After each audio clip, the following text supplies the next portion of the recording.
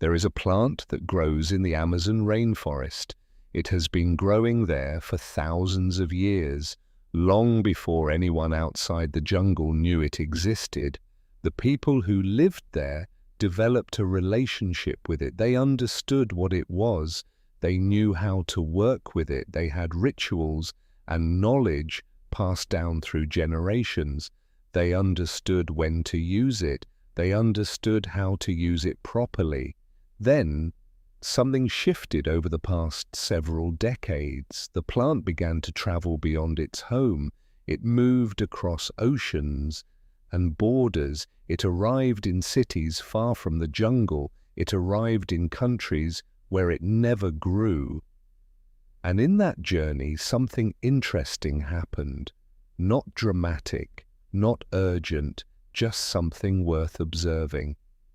The way light changes as the sun moves across the sky. Tonight we are going to trace that journey gently, not to solve anything or judge anything, just to observe what happens when things meet, when something ancient meets something modern. To watch how meaning gets created, when something unfamiliar arrives in a new place, to understand why people become so drawn to it. Get comfortable wherever you are right now. Find a position that feels right for your body. If you have a blanket nearby, you might pull it around you. If the lights in your room are on, you could dim them now, or in a moment, whenever feels natural. There is no rush at all. Everything we explore together moves at its own pace, its own patient pace. Whenever you are ready, we will begin. Let me take you to a specific moment. To understand why people travel across the world, to sit in a quiet room and experience something, you need to start with what that moment feels like. You need to step into the room. You need to notice what is there. You are sitting on the floor of a wooden room. The room is not large. There are perhaps 12 other people here, maybe a few more, maybe a few less. No one is talking. The silence has a quality to it. It is the kind of silence that comes from many people being quiet together without effort. It is not a silence that feels empty. It is a silence that feels full of presence. The walls of the room are made of wood, old wood, wood that has absorbed moisture and time, wood that has absorbed the breath of many people who have sat in this room before. The wooden floor beneath you is solid. You can feel it supporting your weight. The wood has been worn smooth by years of use. Your hands rest on the wood. You notice how cool it is, how smooth it is, how present it feels. Someone has lit candles. The light from the candles is soft and warm. It creates gentle shadows on the wooden walls. The shadows are not dark or threatening. They are simply shadows. The candlelight reaches the center of the room clearly, but it fades into dimness at the edges. Some areas remain in darkness. Your eyes adjust slowly to the lack of brightness. There is something soothing about this dimness. Your eyes can rest here. There is no harshness. There is no fluorescent brightness demanding your attention. Just candlelight and shadow and your adjusting vision.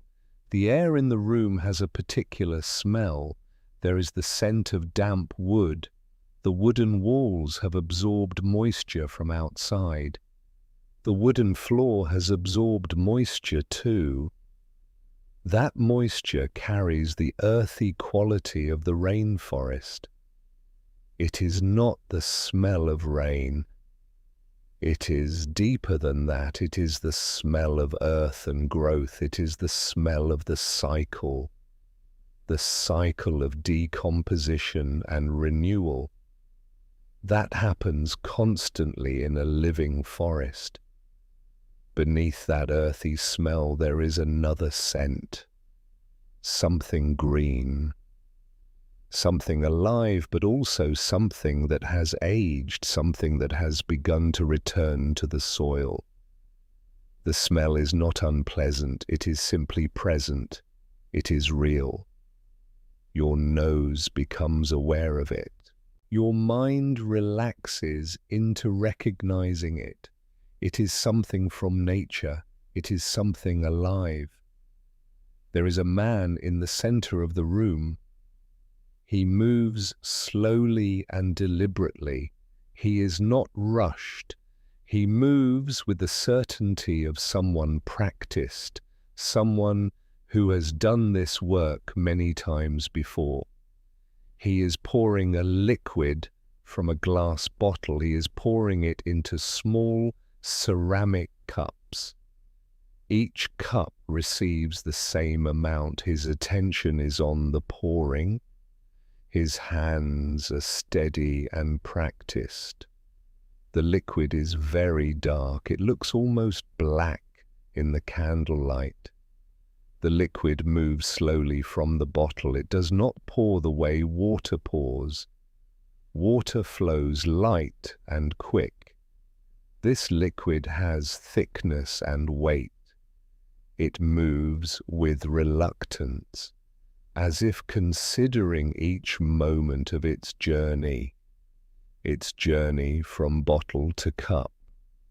You watch this man work. You notice the care in his movements. There is no wasted motion. There is no hurry.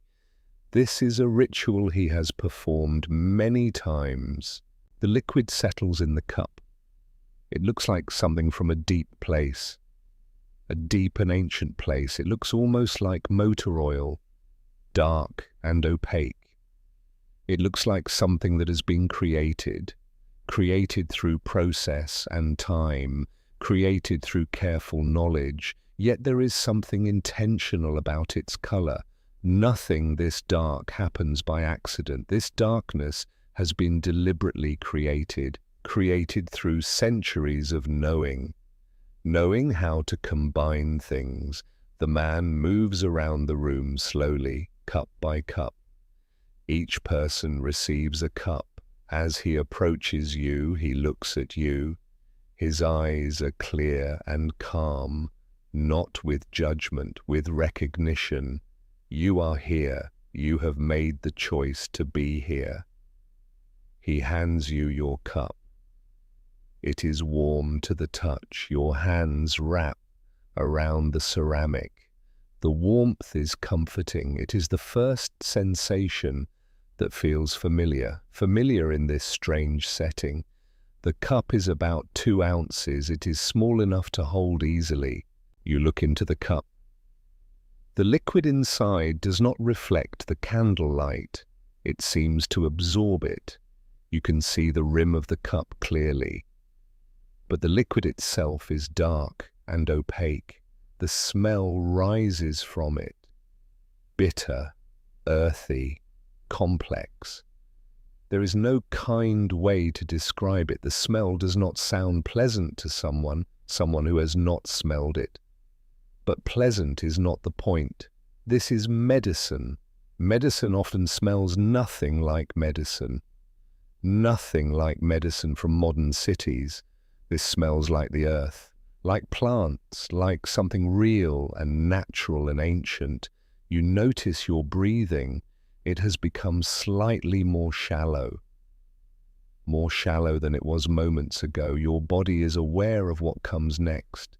Your body is aware you are about to do something unfamiliar, something outside of your normal experience, but you are here. You have come across the world for this moment. You have prepared yourself mentally.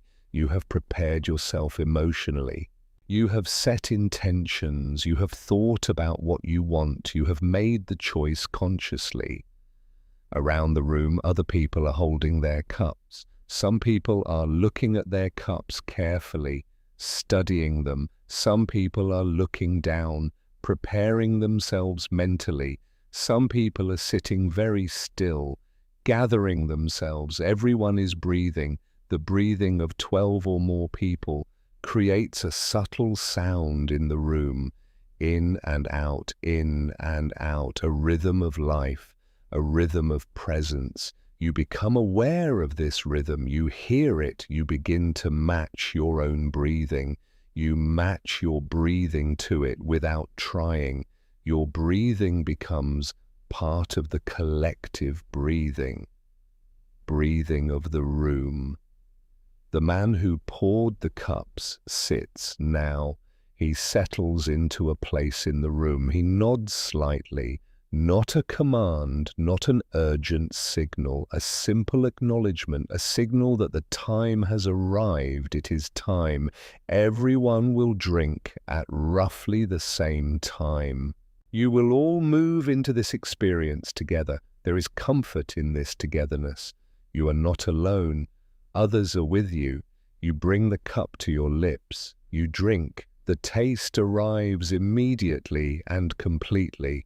There is no kind way to describe it. The flavor is harsh and bitter. It is challenging to your palate, challenging in a way you were not fully expecting. Despite hearing about it, it is not like any plant you have tasted. It is not sweet. It does not come with the comfort of familiar flavors. It is challenging to your body's expectations.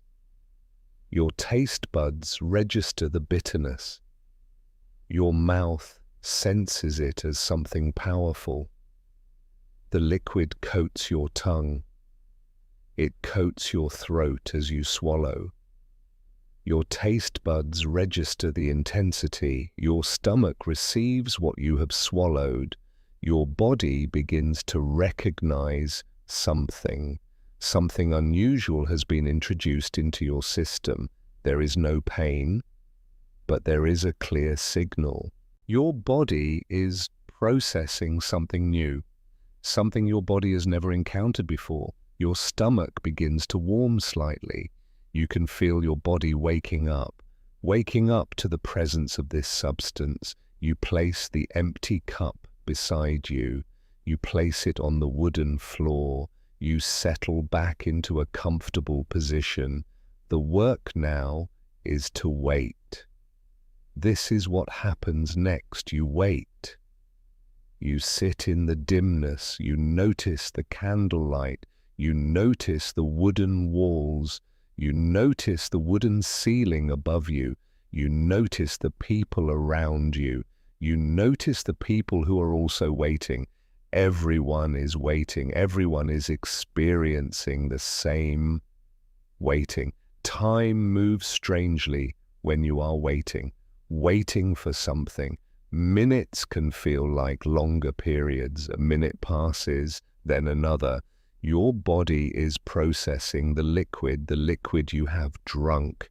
The warmth in your stomach is becoming obvious. You can feel it spreading. You notice it. You do not judge it. You judge it as neither good nor bad.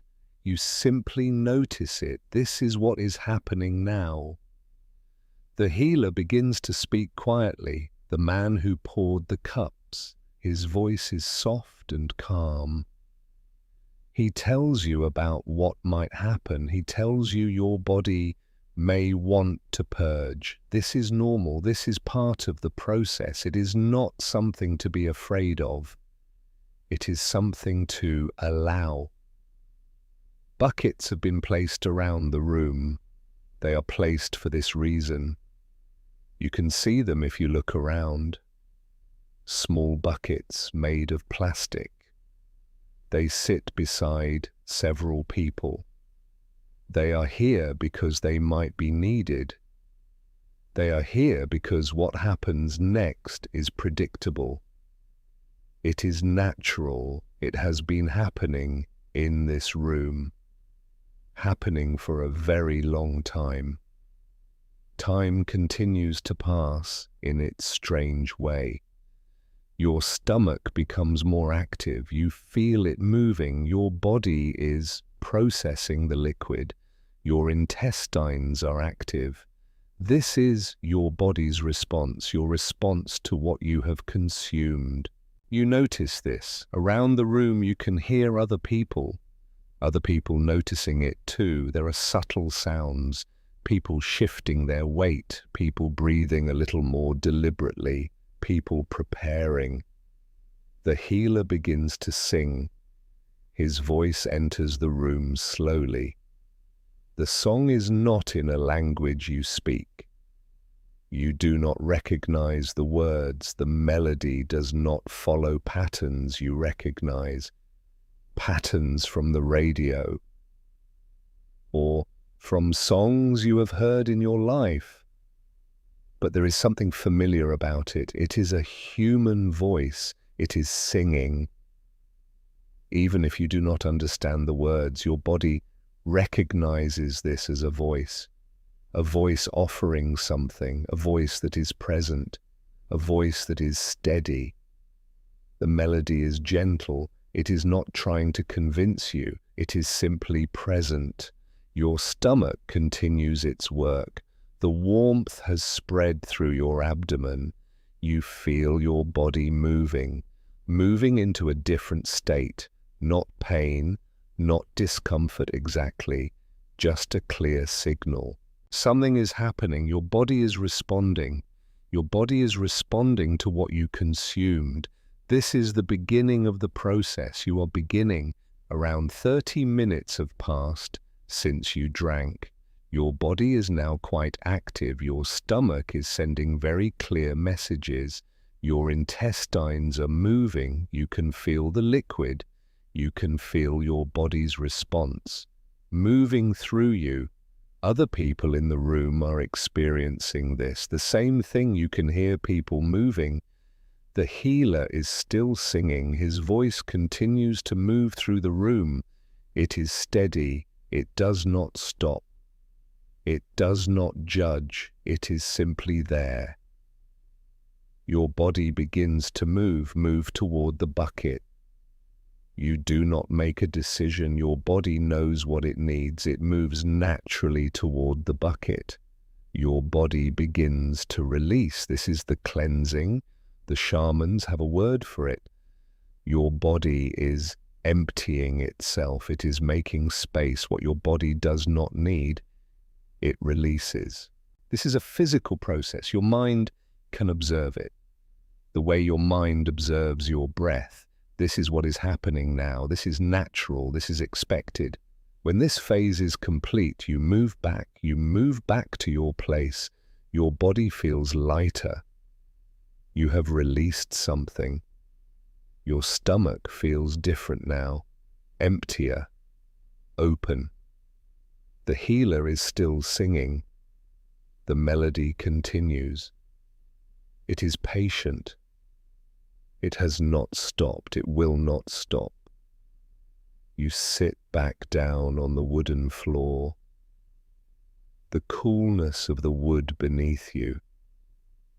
The coolness is pleasant now. You notice your breathing. You notice the people around you. Everyone has experienced something similar. Everyone has released. Everyone has moved back to their place. The room is still here. The candlelight is still here.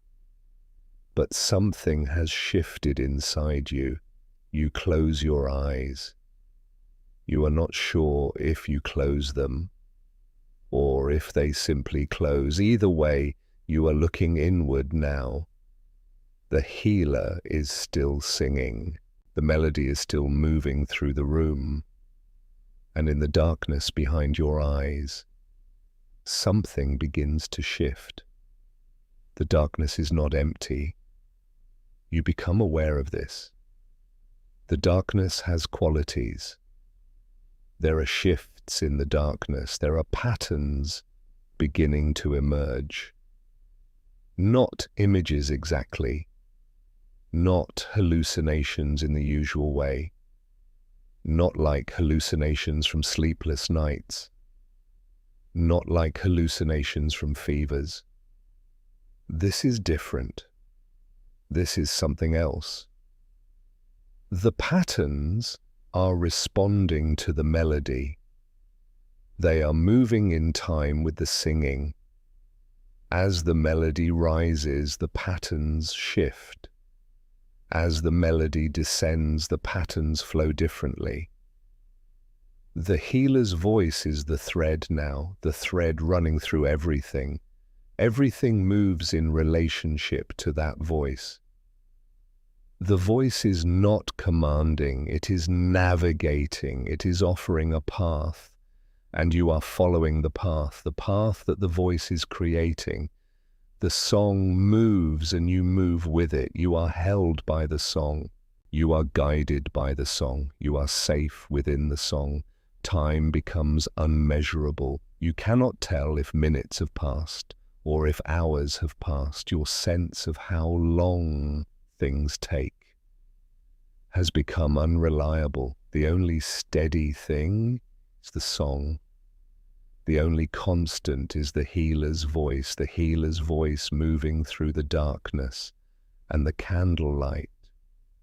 Colors begin to present themselves in the darkness, not bright colors, subtle colors, colors that seem to exist in the darkness rather than coming from light.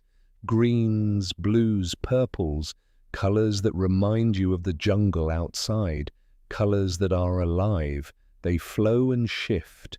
They are not still. They move. They breathe. Your sense of where you end shifts. Your sense of where you end and the room begins becomes less defined. You are still aware that you have a body. You are still aware of sitting on the floor. But the distinction between you and the space around you has become softer, less obvious, less important. You are here. The room is here. And the boundary between here and there has become negotiable. It is not clear where one begins, where one ends. The healer is still singing. The song has not changed. It is still the same melody that began what feels like hours ago. But you have changed. Your perception has changed. What you are perceiving has changed. The song is the same. You are different.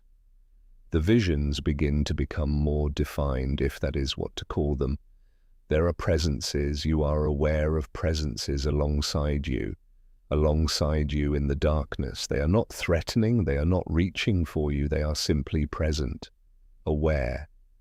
You sense that they are aware of you, not as an invader, as something that belongs here, as something that was expected.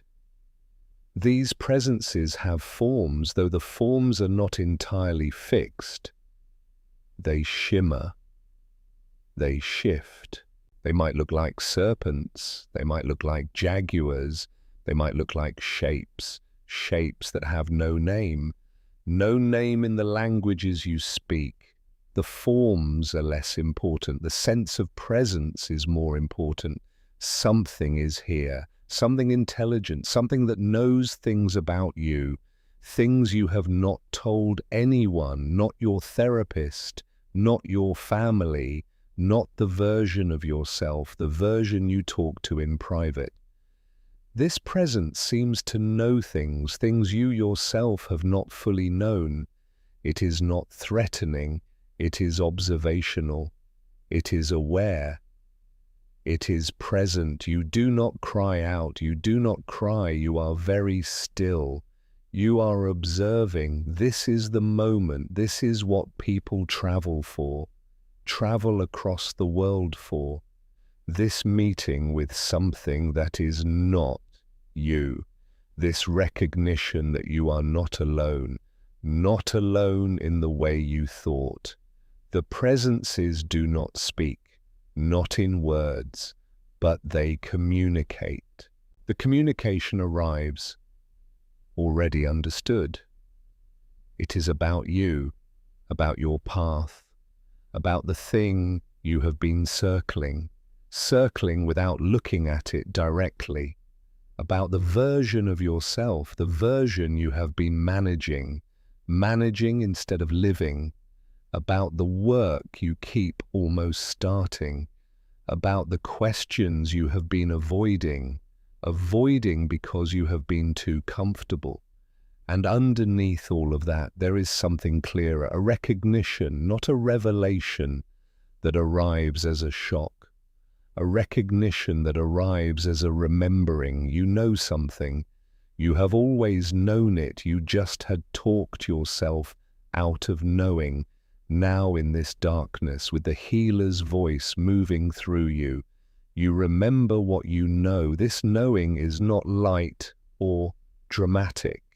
It is substantial. It has weight.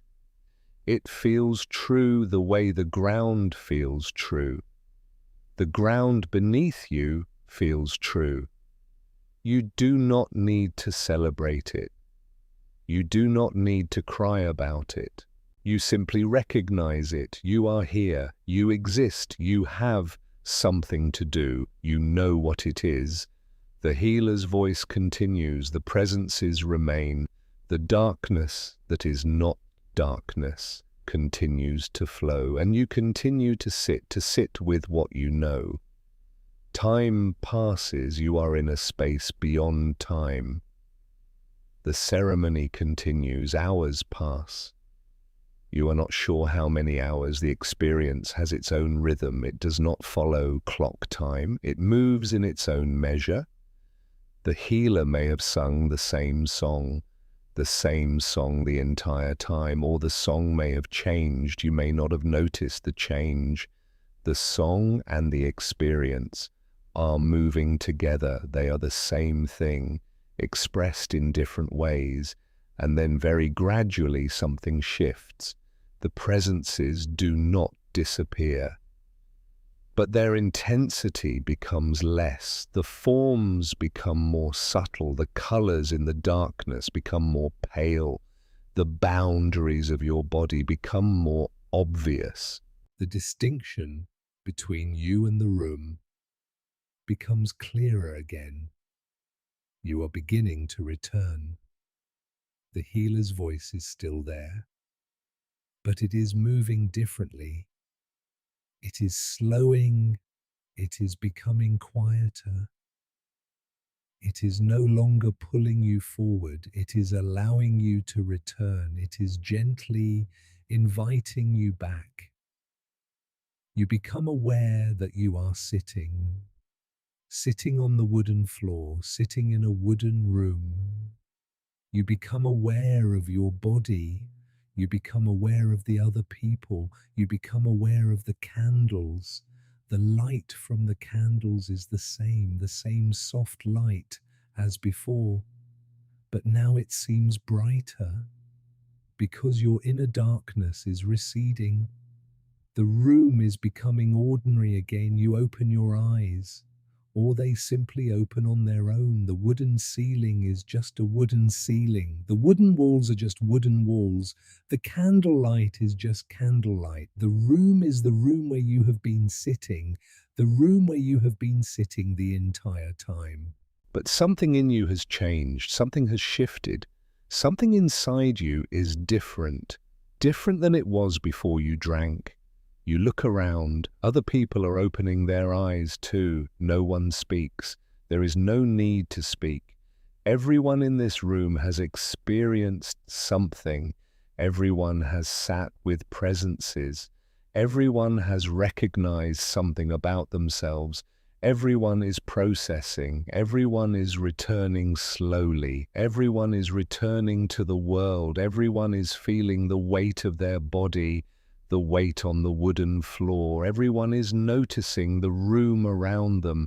Your body is tired, a good kind of tired, the kind of tired that comes from deep work, from being fully present for hours, from allowing yourself to be completely open. You feel calm beneath the exhaustion. Something is humming inside you, not urgent, not demanding, just present. A certainty, a knowing that something in you has shifted, will not shift back to what it was before. The healer sits quietly. He does not try to explain what happened. He does not try to tell you what you experienced. He simply sits. His presence in the room is calm. This is the end of the ceremony. There is nothing more to do but sit and breathe, but allow the experience to settle, allow it to integrate, allow it to become part of you. Time passes, minutes or perhaps longer. Slowly, people begin to move. Someone stands, then another person, then another. There is no rush, there is no pressure. People move as they feel ready. Some people remain sitting. That is fine. There is room for both sitting and standing. There is room for people to return at their own pace. The healer begins to speak. His voice is very gentle. He speaks about what has happened. He says, you have received medicine. Medicine shows you what is there. It does not lie. What you saw, what you experienced, what you recognized was real. The medicine does not create false things. It reveals what is already present, but hidden. He speaks about the days ahead. He says what you have received will continue to work in you.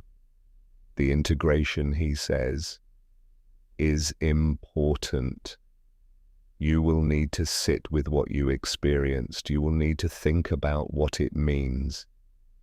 You will need to notice how it changes you, how it changes the way you see yourself, how it changes the way you see the world. This integration will happen slowly, over days, over weeks, over months. Integration is not something that happens all at once. Over the following hours, people begin to eat. Simple food, rice, soup, fruit. Your body needs nourishment. Your body has released much. Your body has been open. Eating feels different now. The taste of the food is more vivid. You notice flavors you might not have noticed. A grain of rice has texture. A spoonful of soup has warmth. Everything feels new, although you are the same person. The same person who arrived in this room. And then comes the part that nobody warned you about. Or perhaps the healer did warn you. You did not fully understand until now. You have an impulse to talk about what happened, to explain it to someone, to try to put the experience into words.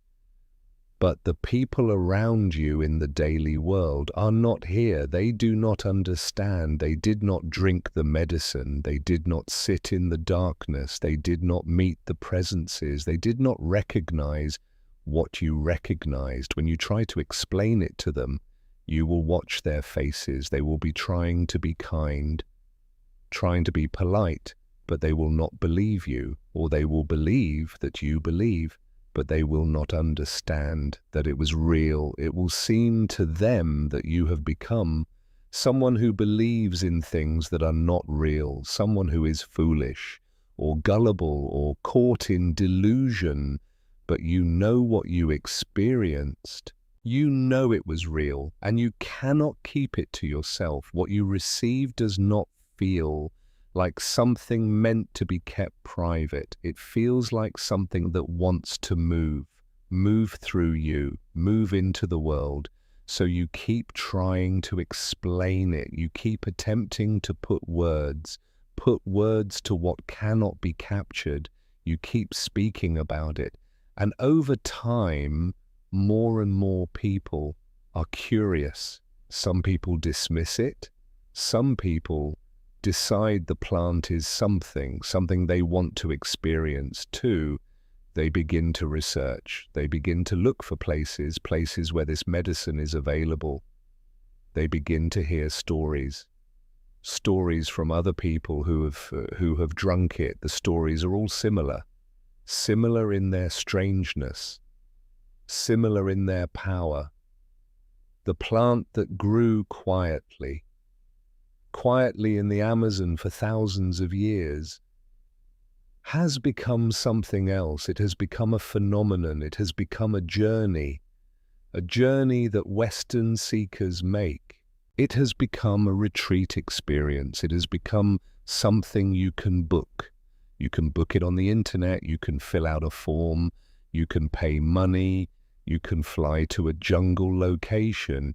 You can spend several days in a retreat center.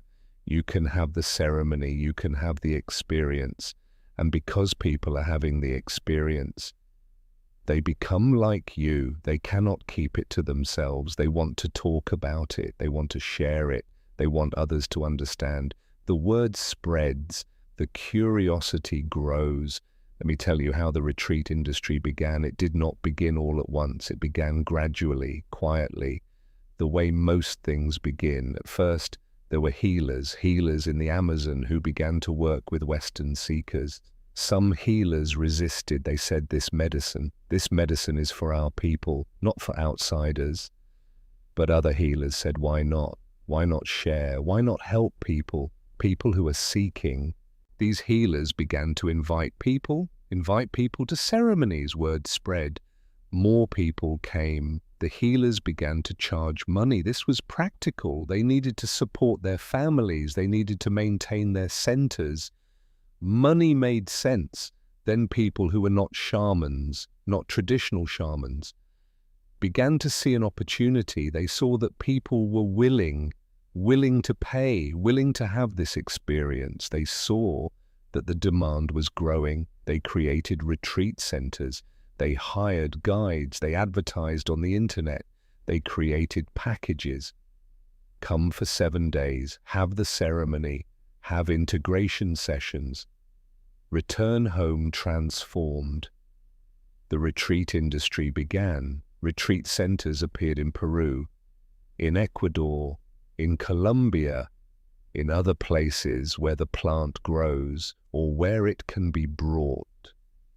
Facilitators began to advertise their services online. People who had had one ceremony began to create opportunities for others, opportunities to have ceremonies. The plant that was medicine within a tradition, used carefully within a specific cultural framework, had become something else. It had become a product, a commodity, something you can consume. The numbers grew. At first, dozens of people a year, then hundreds, then thousands. People from all over the world, people of all different backgrounds, people with different reasons for coming. Some people were seeking healing, some people were seeking spiritual experience, some people were seeking themselves, some people simply were curious about something they had heard about. The Western scientific community began to notice. Researchers at universities, Johns Hopkins and New York University, began to study the plant in a rigorous way. They designed careful studies. They gave the substance to research participants in controlled settings. They measured outcomes. They tracked changes in mood, changes in personality, changes in psychological flexibility. The research was interesting. In controlled settings, with proper screening, with proper preparation, with proper integration support. The plant does seem to facilitate healing. It seems to reduce depression. It seems to reduce anxiety. It seems to increase openness and connection in people. It seems to help people reorganize their suffering, their relationship to their own suffering. This research gives legitimacy to the retreat industry. If a university is studying it, it must have real effects. If outcomes are being measured, it must have effects. Thousands more people become convinced they should try it. They look up retreat centers, they save money, they plan their trips. But there is something that is not often discussed, not discussed in the communities that have grown up around the plant. The research that showed benefits looked a very specific way. Study participants were carefully screened for contraindicated conditions. They had multiple preparation sessions with trained psychologists. The ceremony environment was monitored closely. Trained facilitators were present throughout. Follow-up integration sessions were provided. The conditions were controlled and careful and well-designed. The retreat industry is offering something quite different. A booking form, a waiver for legal protection, 5 or 7 days in the jungle. A guide who has some training, though the quality varies widely. A ceremony that might or might not be conducted well, follow-up support that may or may not be adequate. These are not the same conditions that produce the benefits.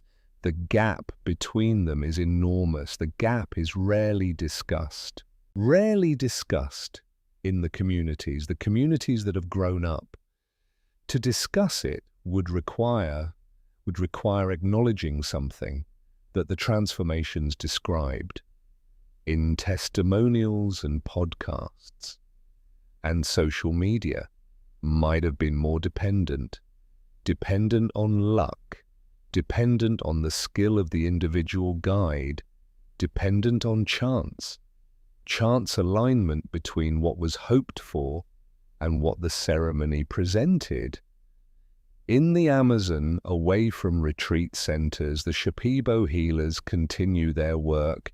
They have been working with the plant for generations, some say for thousands of years, some say for 4,000 years. The exact timeline is not known, but the knowledge is old, the tradition is old. The shamans still approach the plant with specific intentions. They still use it to help their communities. They are not looking for their own purpose. They already know their purpose. The purpose is to use the plant, to use it carefully, within the tradition, to help the people in their communities, people who need help. They are not trying to build a business. They are not trying to create an industry of tourism. They are simply doing what their ancestors did. They are maintaining the practice. They are continuing the tradition. They are doing the work that the tradition is meant to do. The ceremonies continue in their villages. The songs continue to be sung. The knowledge continues to be passed down to younger people who want to learn. On the other side of that, there are thousands of Western seekers. There are retreat centers. There are integration coaches. There are online communities. There are entrepreneurs who have recognized that the plant has market value. All of them are orbiting the same medicine. All of them are certain in some proportion, that what the plant showed them was true, that what they experienced was real, that what they learned was important. And perhaps they are right. The plant did show them something. The something was real. But what the plant showed, if you trace it across history, across the full history, from the pre-contact Amazon to the indigenous use, to the European discovery, to the Western scientific study, to the retreat industry, is more complicated than most people. Most people want to acknowledge the plant is a mirror. It takes what is inside you and it amplifies it. It takes your most important questions and it turns up the volume. It turns up the volume on them. It takes your deepest concerns and it makes them very clear. It takes your most wanted desires and it brings them into focus. What comes back from that amplification is not the plant's message. It is your message. It is your inner world, expressed at full volume, with your normal doubts offline, with your critical mind temporarily offline. The traditional shamans understood this. They had a framework for understanding what the plant shows. They could interpret the experience. They could help the practitioner understand what was real and what was projection. They could help distinguish between what the plant revealed and what the participant's own mind brought to the experience. The shaman was the calibration that the plant itself could not provide. The modern Western seeker does not have a shaman, not in that sense. They have a guide who may have taken a weekend training course. They have a therapist perhaps who tries to help afterward, but who may not fully understand the specific nature of a psychedelic experience. They have a community of others who have all drunk the medicine, all received similar messages about their purpose, about their importance, about their sending into the world. They have support for believing and very little support for questioning. They have community reinforcement.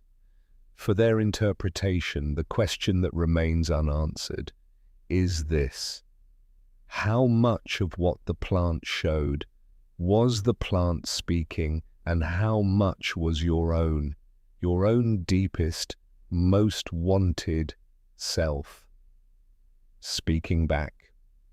In 4,000 years of tradition, with frameworks for asking that question, the answer was navigable in a 5-day retreat.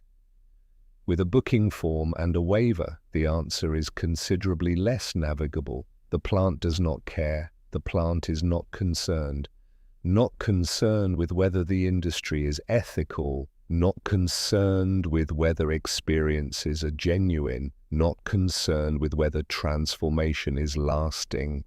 The plant is not concerned with anything. The plant is a plant. It grows in the Amazon. It has been growing there for millions of years. It will continue to grow, continue regardless of how humans use it, how humans understand it, how humans debate its significance. The shamans continue their work. The ceremonies continue. The songs continue to be sung. The knowledge continues to be passed down. The plant is used the way it was always used, carefully and purposefully, within a tradition that knows what it is, that knows what to do with what it gives. The vine keeps growing, the seekers keep coming, the people keep returning from their retreats, convinced that they have received something true and important, convinced that they have been called to a purpose, convinced that they have been chosen, and perhaps in some sense they have been chosen by their own deepest selves, by their own most important questions, by the parts of them that have been waiting for permission to emerge and be known. The plant has been making profits. For thousands of years, it has yet to be wrong about the ones who believed their own sending, those who drank the medicine and recognized what was true within themselves. Those people have always found their way forward. They have always discovered something real about themselves, about their lives, about their work in the world. Whether that something came from the plant or came from themselves, with the plant as amplifier, is a question. A question that may not matter as much as we think.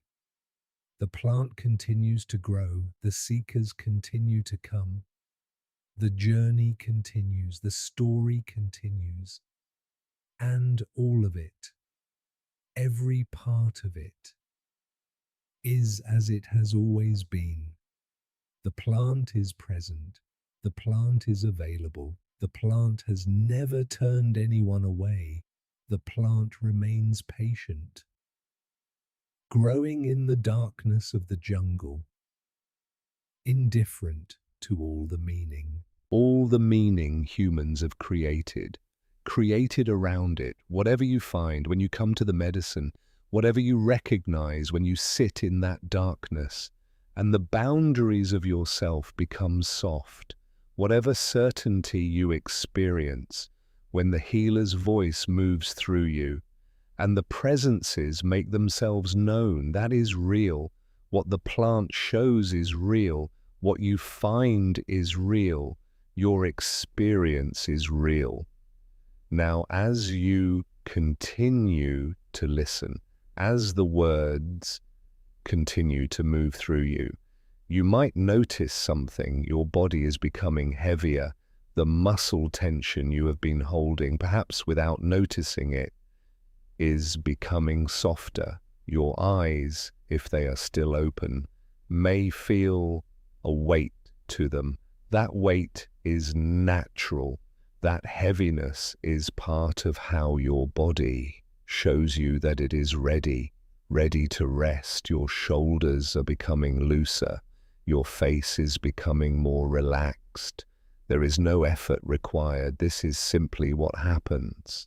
What happens when a body begins to release the day? The story is complete now, the journey that people make when they come to the plant, the history of how it traveled from the Amazon to the modern world, the questions about whether what people experience is real or imagined, or some combination of both. All of that is here now. All of that is settled into the space around us. What remains is simply this: your breathing, the darkness behind your eyes, if your eyes are closed, the feeling of your body resting now, becoming heavier and more still, the sense of peace that comes when a story has been told completely and you are invited simply to rest. You can let your attention drift now. You can let the words fade into the background. You can allow yourself to sink deeper into rest. There is nothing more you need to do. The story is complete. The plant continues to grow. The seekers continue their journeys. And you continue into sleep carrying with you whatever this story has given you. Whatever questions remain, they can rest with you. Whatever meanings you make from what you have heard, they are yours to make.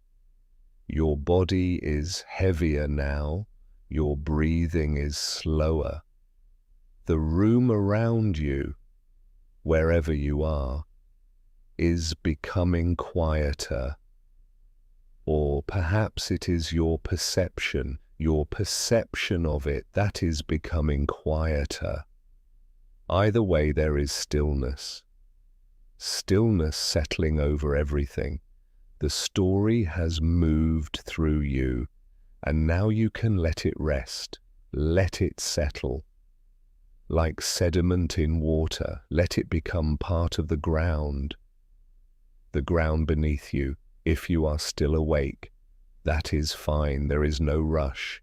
Sleep will come when it comes, or if sleep does not come tonight, that is fine too. You have listened, you have rested, you have given yourself time to be still. That is enough. That is more than enough. The vine grows in the jungle. The shamans continue their songs. The seekers continue their journeys. The questions continue, and you rest here, in this moment, in this place, held by the steady rhythm of your own breath and the knowledge that you are safe. You are held, you are exactly where you need to be. Let yourself drift now.